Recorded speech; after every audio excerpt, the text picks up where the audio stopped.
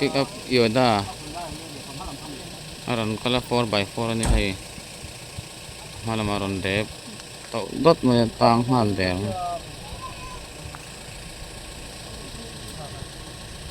boy sa khop mai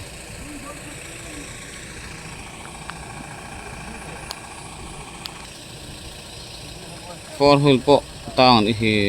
four wheel lo tam pa chen boy sa khop ang le cái tí chuyện đó này lệ mà sai video thiệt tu te giờ vai chỉ bảy cái bộ sẽ u với ông cái bảo này xong anh ấy xin làm dar ariat lệ mới xong đi lệ paruk anh ấy tuần này với hazard tom đi anh ấy à thì cho hay dar là lấy lon bull hay lấy tay này bridge bullock hay hi anh nó truyền tắc nó chứ à company hậu nói cho hay lùng thấy liền nó sòng số thấy rất tốt trời mấy thầy nó không có liền múm tây nè hay năm lọ truyền chứ này tôi cái này là lọ tang lọ ngoài trọc liền như dàn tiếp bộ hành tang nó xa to à nhiều rồi thì tôi cái gì ngàn lọ tang để khoa chuyện tê tăng khăng còn ông mẹ cái này anh có rất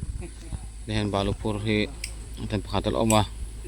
pick up teh semua teh sang lelon thengin tlar pe to ason so tila mason trak ing usal nompo ka boy thak khop thin mai la hi an no thin ma sela balupur te hi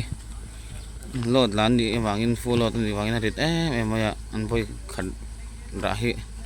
nasiya an lung ho na hi bol da hi liam pui pui in ho ma se ate de te le khate han luk ta re ma ro le thap ni lo chon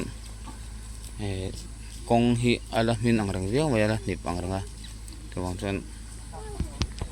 tang lo the thin lo ni to hian in hei an chen ten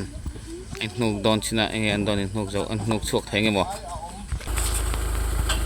le hei anh nuk dona chuyển cái đông hiền nục dona thì về mấy cái gì nghe nục chuột thấy do này nục chuột thấy của nó ngay là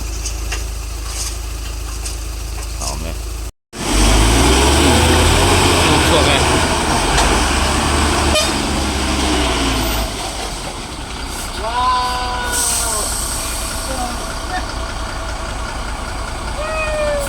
chuột này là mấy khoa này ăn khoa rập sao tụi cô cắn là lừa tặng khá khá thì bao lùng khắp bóng xem không bố sao bao khá chuột to bao khá thì ròn tỉ mấy cái ròn tang lại khéo mà ạ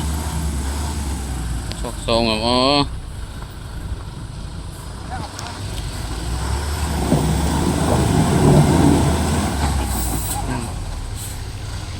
phi đó rồi lên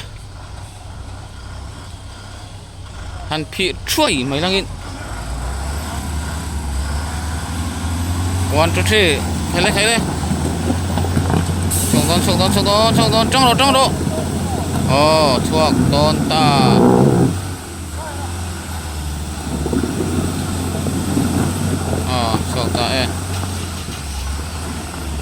thuộc ta e